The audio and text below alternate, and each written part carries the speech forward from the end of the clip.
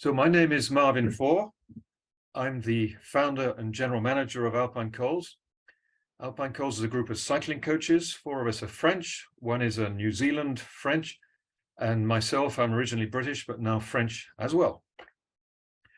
We're based in the Alps, and of course, we're all passionate about road cycling, and especially sportives and Granfondos, and surprisingly enough, the Marmotte is our favorite. So this first presentation is about guidelines for your personal training plan, and we especially focus on the period from now until April. The presentation is going to last probably around 40 minutes, 35 to 40 minutes. Will be recorded, and I'll put it afterwards on our YouTube channel, so you'll be able to go back to it if you wish. I'll answer any questions at the end, but if questions come to you later, don't hesitate to send them to me by email at info@alpinecols.com. I'll reply to them, to everybody, as soon as I can. The remaining 2 presentations then are on the 23rd of March, when I'll present part 2 of the training plan, and finally on the 8th of June, when I'll present how to get your best result on the day itself. Let's begin by taking a quick look at the profile. The Marmotte is the best known, the oldest, and the toughest of the mass participation French sportives or Granfondos. It's 176 kilometers long with 5,000 meters of climbing. And it includes 4 massive Tour de France climbs, which total up to about 65 kilometers of climbing. There are also 2 long descents and 2 long valleys. Everybody dreams of tackling the Marmotte at least once. To finish it is really something to be proud of.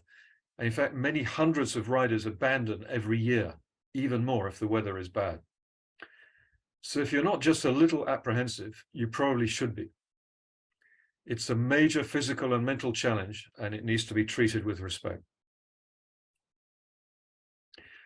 Before we can talk about how to train for it, we need to understand what it takes to do well at the Marmotte. In other words, what are the event demands? And you really can't develop an effective training plan until you understand what the event asks of you. So I'm going to spend a couple of minutes on that first. Firstly, under the heading of physiological, the 3 main ones are these 3 here. So a high power to rate ratio, of course, to do well on the climbs. Excellent aerobic endurance, because you're looking at 6.5 hours minimum up to 14 hours of total cycling time, with multiple long climbs. So those ones are obvious. Now, a bit more technical is fat oxidation, or a high capacity to burn fat instead of glycogen when you're riding at race pace. I'll go into that in much more detail a bit later. The psychological demands are, first of all, around focus and motivation. You need to be able to maintain them on long climbs. And indeed throughout the whole day. You may very well take 8, 10, or even 12 hours. And you need to be able to stay positive and to deal with inevitable tiredness, setbacks, and negative thoughts which come in when you're on a climb that seems never ending. And particularly towards the end of the Galibier, it gets most people. It just never seems to end, and you start to feel very negative. So you need to be able to deal with that. There's a set of technical skills, which the most obvious for the Marmotte are climbing skills, pedaling skills on long climbs and on varied gradients. And of course, excellent descending and cornering skills, because there's plenty of that on the Marmotte as well. And finally, there's a tactical group of demands that the event makes of you. The first is the ability to sense and to stick to the optimum pace on the long climbs, get your pacing right, in other words. And the second is to know when to push hard, when to make an effort, and when, on the other hand, to conserve energy. This is particularly important for anyone that's racing hard and wants to be in the top hundreds or the top, even the top 1,000. You're going to have to choose your moments when you push hard to stay with a group, for example. And if you do that at the wrong time or for too long, it will cost you. So with those demands in mind, let's come on to start talking about personal training plans. The thing is that every single one of these cyclists is unique. Someone who's hoping to finish in the top 500 or in less than 7.25 hours needs a very different plan to someone who will take 10 to 12 hours to finish, just to take a couple of extremes. The closer to the front, the more the Marmotte is like a race, and the closer to the back, the more it's a pure endurance ride. The training is not at all the same, neither in terms of training time per week, nor in terms of activities. So a generic plan would be suboptimal at best and potentially damaging. That's why we're not providing a generic plan. The plan we propose is in fact a framework and a set of guidelines for you to adopt and adapt as appropriate for you. Our goal is to give you the means to think carefully about the process and take responsibility for your own preparation, in fact. Inevitably, some of what I say will not be appropriate for you because I don't know your exact situation. It may be appropriate for someone else, but not for you. So let's look at the general principles first. The first and most important principle, if you want to do well at the Marmotte, is you need to make it a priority. Not only in your training, but also, at least to some extent, in your life. If this needs negotiation with your partner or family, that would be perfectly normal, but now's the time to do it. Next, you need to be consistent. It's no use training really hard for 2 weeks and then doing nothing for the next 2 weeks, or only training on weekends, for example. You should be doing some sort of training on at least 4 and better 5 days per week. Now, there's no need to train 7 days a week, but you do need to be training consistently, regularly, on a good 4 days of each week. Point 3, this is the single most important physical quality you need to develop, your aerobic base. Remember, this was number 1 on the event demands physiologically. Unfortunately, there are no shortcuts to this. You need to spend a lot of time on your bike, mostly at low intensity. This will create the endurance adaptations you need without adding unnecessary fatigue. I want to go into this in a bit more detail because it's often misunderstood. So why ride at low intensity? Surely if you want to ride faster, you should train faster. Well, it's not so simple. Now, the key point is that you get all the aerobic adaptations you need at low intensity.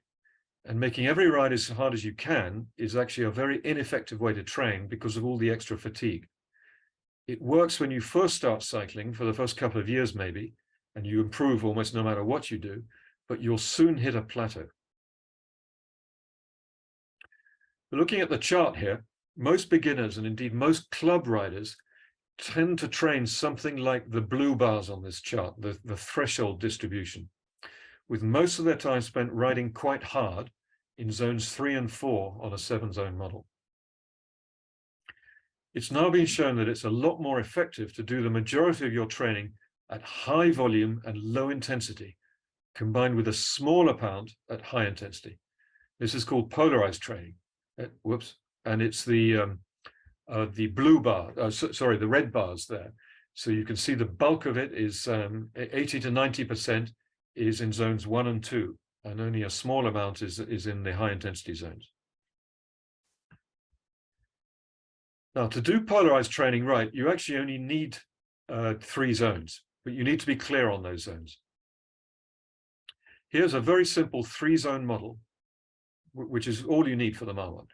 The most important zone boundary is between zone 1 and zone 2. The zone boundary is called LT1, the first lactate threshold, and it's the point at which the lactate concentration in your blood begins to increase as you do more work and use more oxygen.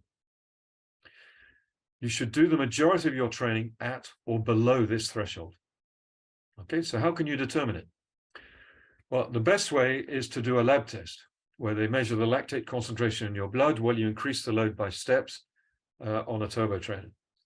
This is, however, expensive and not always easy to find.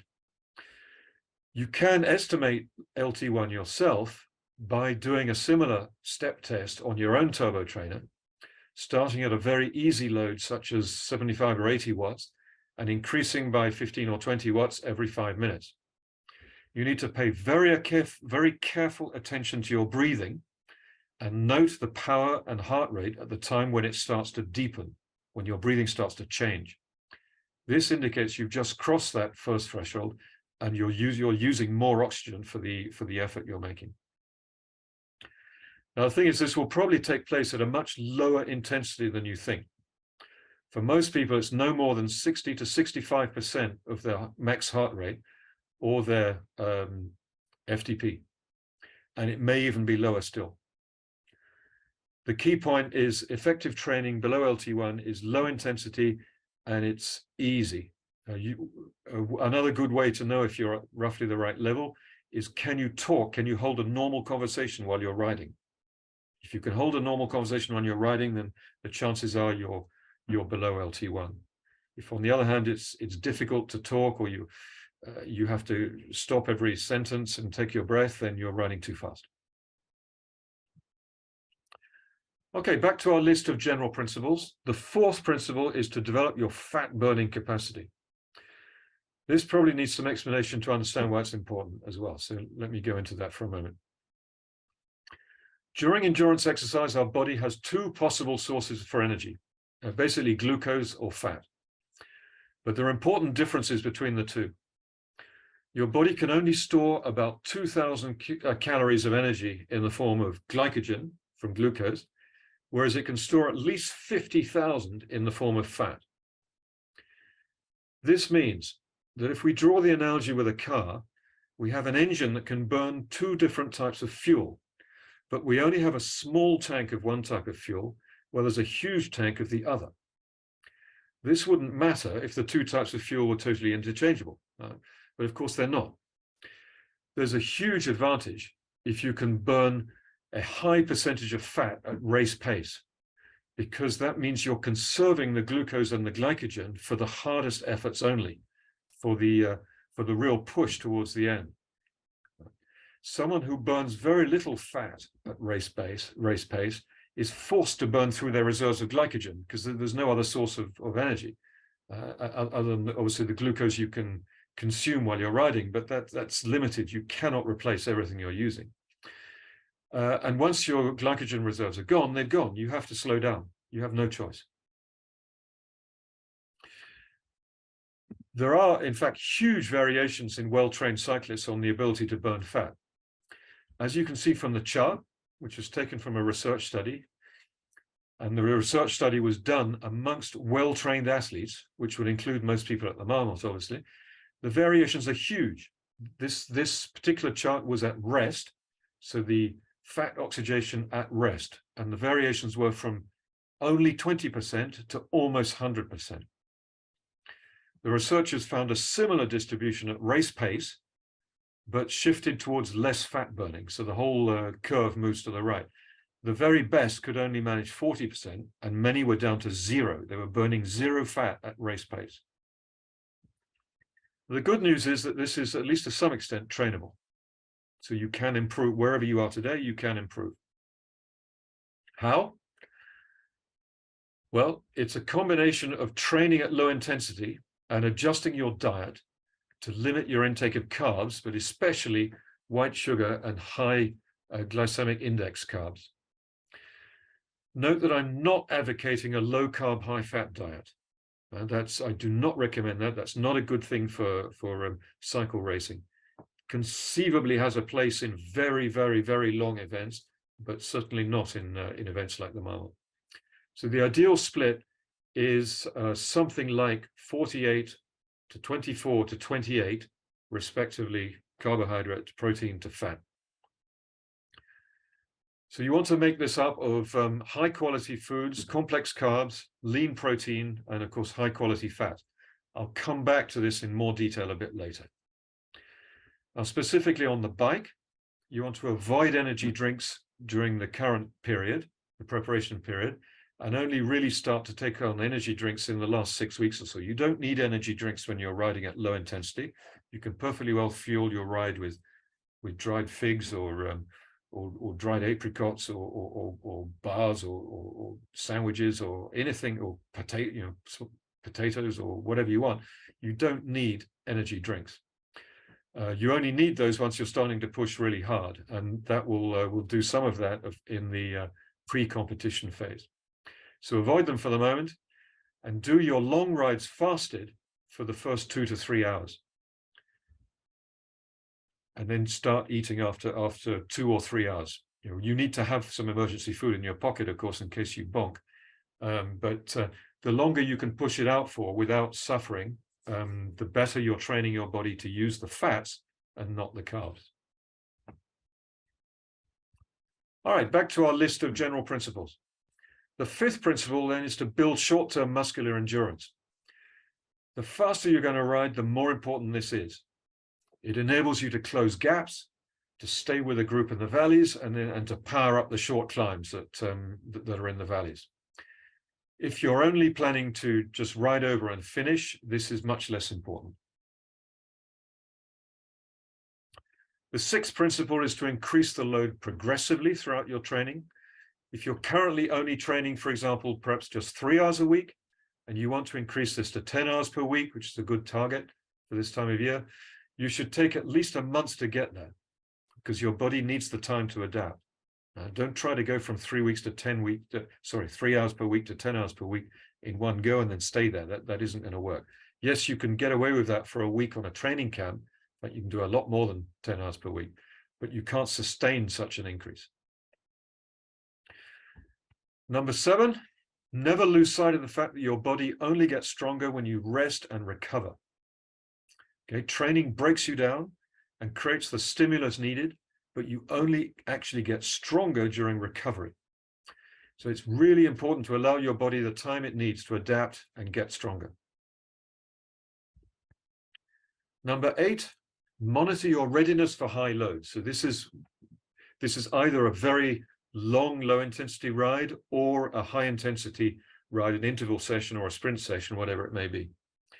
Now, this principle is important because research over the last few years has shown that training hard only has a positive effect if your body is in a state to benefit from it. So let's look at how we can find that out, how we can monitor it. The issue is that recovery and adaptation is inhibited by stress. It could be training stress or life stress or both. Okay, all this stress forces your body to secrete various hormones that are needed to manage the stress, but they also have a side effect of inhibiting your training recovery. So that's why it doesn't work to train hard. Training hard when you're highly stressed will not have a beneficial impact on your fitness. It might make you feel a bit better. It might help manage the stress. I don't know, but it's not going to have any beneficial training impact. Now, fortunately, there's a very easy way to measure your current level of total stress. You don't need to test for the hormones, but just for their effect on your heart rate and especially your heart rate variability. If you install the HRV4 training app on your mobile phone, you can then measure your heart rate variability every morning, just after waking up. It takes 1 minute, so it's not a big thing. After a week, the app will start to report your normal range. On the example here, you can see a period in May of this year from my own recordings. The daily readings are the blue vertical bars. The 7-day moving average is the white line connecting the dots, and the normal range is the gray or whitish range between dotted lines at the top there. So in this example here, you can see all was good for the first part of the week, and then suddenly on the 20th, my heart rate variability was very low. So my decision on that day was to take the day off and not do any training at all, which is exactly what you're supposed to do. Okay, if your heart rate variability is outside your normal range, you train very easy, just a recovery ride, or not at all. Now, it's both simple and complex, this subject. If you want to learn more about it, you can check out our recent video that I posted on YouTube 2 or 3 weeks ago. Or if you prefer reading, you can find a blog article on the Alpine Coals website on this as well. So you can find out a lot more there. Of course, you can do an internet search and you'll find plenty. Finally, last but not least of the general principles, you should include some exercises in your training to develop your technical skills, of which the most obvious ones are descending, cornering, and group riding. So now we've talked about the general principles, let's take a look at the training plan framework. It includes 3 phases or periods. First one being preparation, where you prepare your body for an increased training load and you start developing your aerobic and fat burning capacities. The second period is pre-competition, where you add training stress to sharpen yourself up for the actual event. And finally, the competition or taper phase or period, where you simply reduce the fatigue without losing any fitness. At least that's very much the goal. Here you can see our framework training plan, which you can download from the Marmotte website under practical infos, or just send me an email to request it. It's a framework and not a detailed day-by-day training plan for the reasons I've already explained. The idea is that if you understand the reasoning and the rationale, you can design your own training plan that's perfectly tailored for you. I'm not going to go through what's written here in detail. Let me just highlight the structure. This is the first of 2 pages. The first page tells you what to focus on during each period and why. And the second page gives you suggested workouts for each period. Each phase is broken down into 4-week cycles, including 3 load weeks and 1 recovery week, with a target training load for each week, which is represented by this sawtooth line here, which goes up and down. And so the target training load for each week. And then the only other thing to say about this really is that if you're over 50, there's some evidence that adopting a 3-week cycle of 2 load weeks and 1 recovery week might be beneficial, because we recover. It takes longer to recover when we're over 50, quite simply. So here's the page 2. It provides you with a typical training week in each period and suggested workouts during each period. The harder you intend to race, the more you need to do in terms of intervals and high intensity, but it should never be more than 2 sessions per week. If you're less experienced and your objective is simply to finish, you should focus largely on building your aerobic capacity through volume, with lots of kilometers and lots of climbing. By all means, have fun from time to time attacking short hills or sprinting for road signs, but not too often, and don't try to do lots of structured sessions. These will detract from your main priority, which is building the aerobic capacity.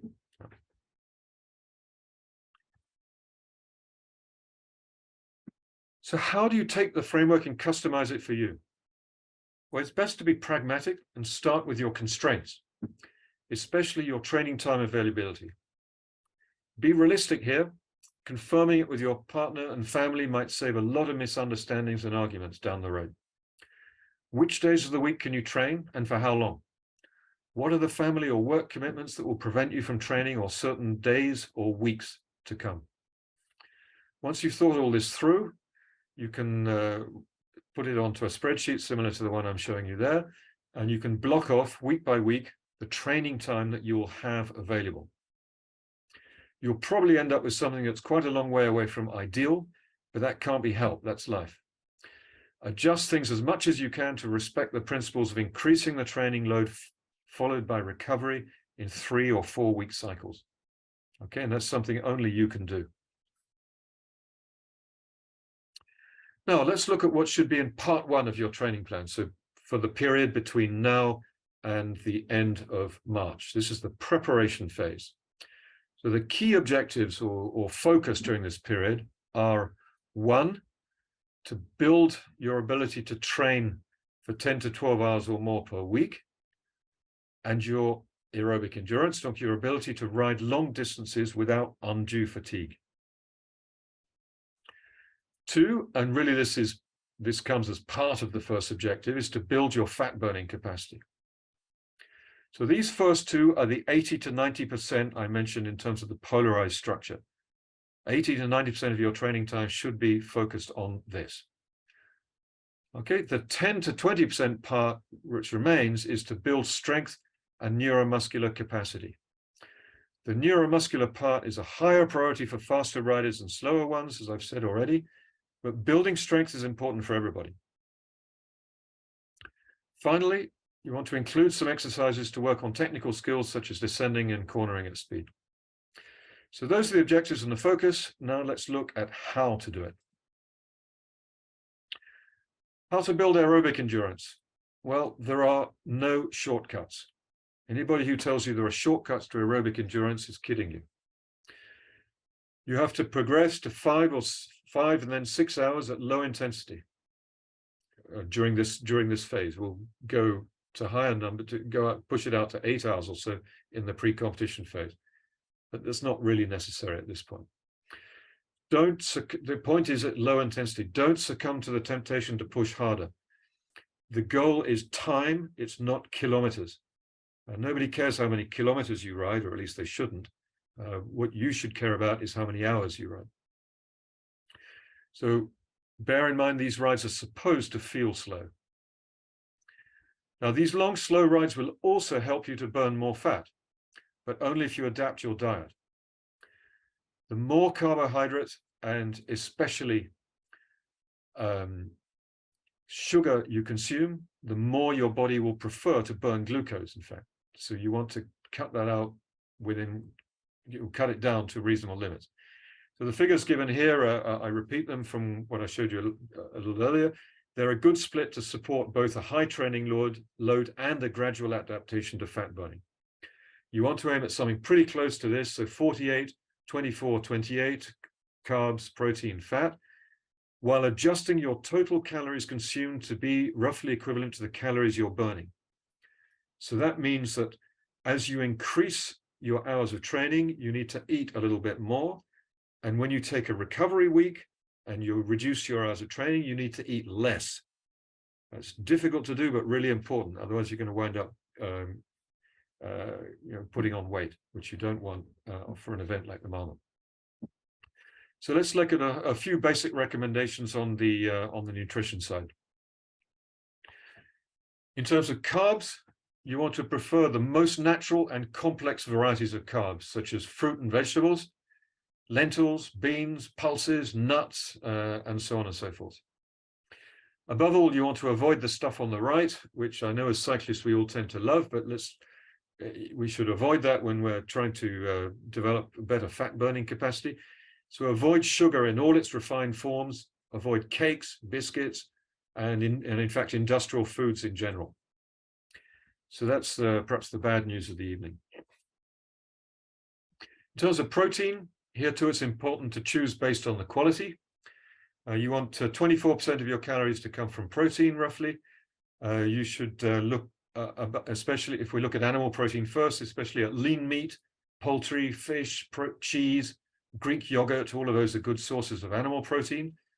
And as well, plenty of excellent vegetable proteins found in things like lentils, beans, cereals, nuts, tofu, chickpeas, oats, wild rice. There's plenty of sources of protein in vegetables as well. So mix and match. If you're not vegetarian or vegan, you're obviously going to eat some animal protein, but mix and match. It's the more variety you eat, the better. Finally, on the fat side, fat is essential for health, especially natural mono and polyunsaturated fats. So that's omega-3 and omega-6. You want to get roughly 28% of your calories from fat. So good sources are things like avocados, cheese, especially hard cheeses like Parmesan, olives and olive oil, nuts and seeds, and also things like coconuts, coconut oil, oily fish. We saw on the protein side, salmon, sardines, mackerel, trout, tuna, and so on.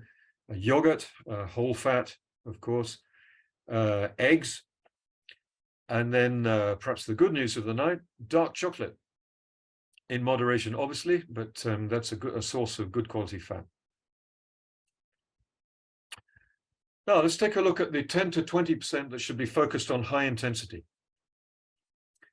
When it comes to the actual day of the Marmotte, you will probably ride very little at high intensity. There's no way you can ride for 8 hours at high intensity, that's obvious. So there'll be very little real high intensity on the day itself. So what these training sessions are really about is two things.